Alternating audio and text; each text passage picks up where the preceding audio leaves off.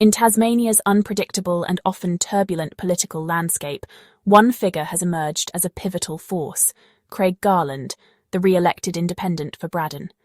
Known for his outspoken views and grassroots campaigning, Garland has become a symbol of independent power in a state where party lines are increasingly blurred.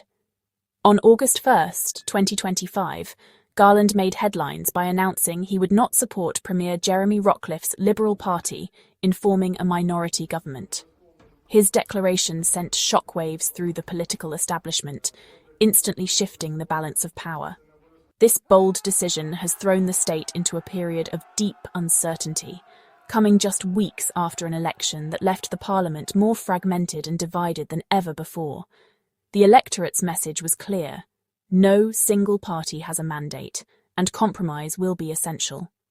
Garland's stance is a direct and unequivocal rejection of the government's record and leadership, firmly closing the door on any confidence and supply agreement. His refusal signals a demand for greater accountability and a new approach to governance. With no party able to secure a majority, the crossbench now wields unprecedented influence in the newly expanded 35-seat House of Assembly. Every decision, every vote, will be closely watched as independents and minor parties hold the keys to Tasmania's future. Garland's refusal is the first, and perhaps most significant, move in this high-stakes post-election chess game, dramatically narrowing the Premier's options and forcing all parties to reconsider their strategies. The coming weeks will test alliances and reveal who is willing to compromise for the sake of stability. As Tasmania stands at a political crossroads, the path forward is uncertain. With stability more elusive than ever, the eyes of the state and the nation are fixed on what happens next in this divided parliament. To truly understand Garland's impact on Tasmanian politics, we must first grasp the crucial role of the confidence and supply agreement at the heart of this political standoff. This agreement is not just a formality, it is the very mechanism that determines whether a government can function or fall. In Tasmania's parliament, a government needs majority support on key votes, especially confidence motions, which test whether the government still has the right to govern and supply bills, which allow the government to access funds and keep public services running. Without this support, the government can collapse at any moment. A confidence and supply agreement is a formal deal where crossbenchers, those not aligned with the government or opposition, guarantee their support on these critical votes.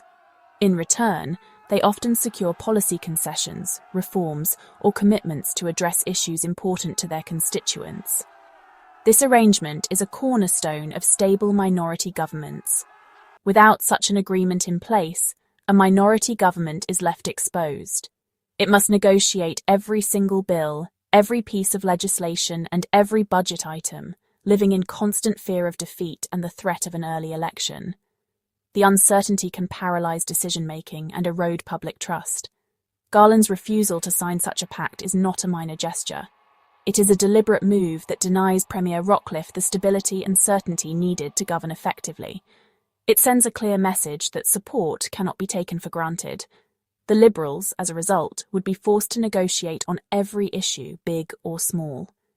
This relentless uncertainty makes effective government nearly impossible, as every decision becomes a potential flashpoint for conflict or collapse. This is more than simply withholding a vote. It's about denying the very foundation that allows a minority government to survive. Without confidence and supply, the government stands on shaky ground, its future always in doubt. The July 2025 election was meant to deliver clarity, but instead produced a deeply fractured parliament. In the 35-seat House of Assembly, 18 seats are needed for a majority. No party came close. The Liberals finished with 14 seats, 4 short of a majority, leaving them reliant on crossbench goodwill. Labour, led by Dean Winter, secured 10 or possibly 11 seats, remaining a potential alternative government. The Greens won 5 seats, adding complexity to any negotiations. The real power now lies with the 6-member crossbench, 4 independents, including Garland and Kristie Johnston, and 1 Shooters, Fishers and Farmers MP. These kingmakers will decide who governs Tasmania. The coming term will be defined by negotiation, not domination. Garland's refusal to support the Rockliff government stems from deep dissatisfaction with its conduct. He condemns the government's handling of major projects, especially the costly Macquarie Point Stadium, as fiscally irresponsible and lacking scrutiny. Garland criticises the government's unsustainable budget and refusal to acknowledge Tasmania's dire financial situation. He also cites a lack of transparency and a tendency to bypass parliamentary processes, undermining democratic principles. Garland's previous support for a no-confidence motion signalled his discontent, and he's ready to do so again. For Garland, withholding support is a necessary stand against what he sees as continued mismanagement. Among Garland's grievances, the Marinus Link project stands out for its secrecy and timing. The Rockliff government signed the multi-billion-dollar deal during the caretaker period, a move widely criticised as improper. This bypassed caretaker conventions, binding the state to a massive commitment without a new mandate. The lack of transparency, no full public business case, left Tasmanians in the dark about the project's true costs and risks. Garland called the process rushed and secretive, reinforcing his distrust of the government. For him, the Marinus Link deal is proof the government is unfit to lead. Garland's firm no has left Premier Rockliff's path to power perilously narrow. With only 14 seats, the Liberals need 4 more votes to survive confidence motions and pass budgets. Garland's absence forces the Premier to seek support from other crossbenchers, each with their own demands. Any minority government formed without clear agreements would be unstable, governing on a knife's edge. The remaining crossbenchers now hold immense leverage, able to extract major concessions. Garland's public threat to support another no-confidence motion keeps the government under constant pressure. The prospect of a long, stable Liberal term is fading fast. Trust is at an all-time low, and building a durable coalition seems increasingly unlikely. With Garland's position clear, attention turns to the other crossbenchers, especially Kristie Johnston, the independent for Clark. Johnston, a strong advocate for transparency, shares Garland's concerns about the Marinus Link and government secrecy. However, she remains open-minded, willing to hear what the Liberals might offer in terms of reform. Her vote is critical, and she'll use her position to secure concessions for her electorate and principles. Peter George, the new independent for Franklin, prioritises stability and is hesitant to support a no-confidence motion.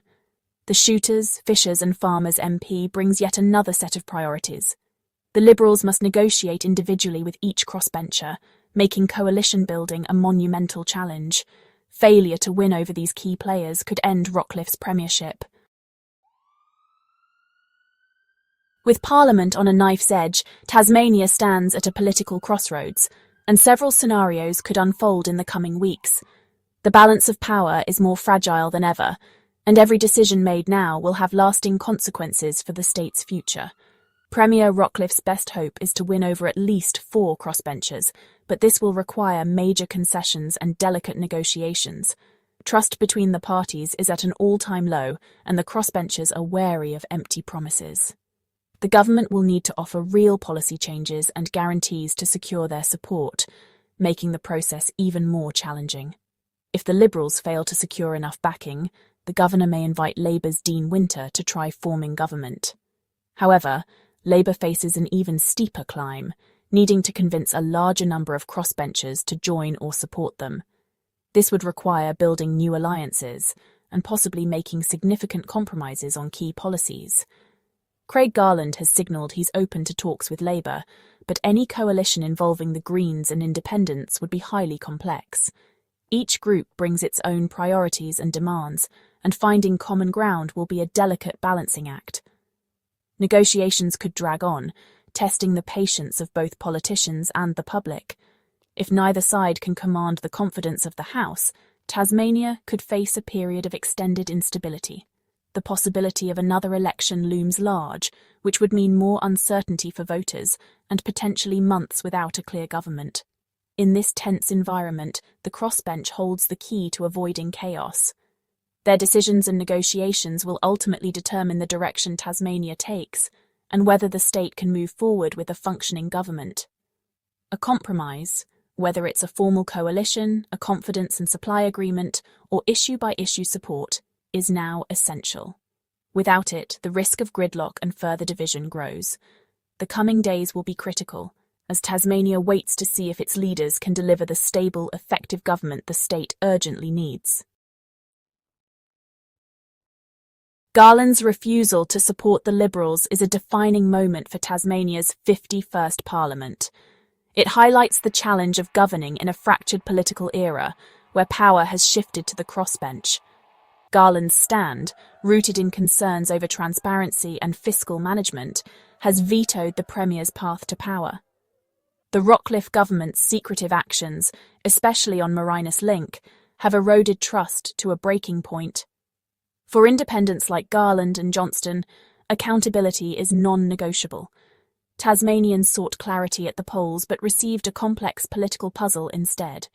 The decisions made now will shape the state's direction for years to come.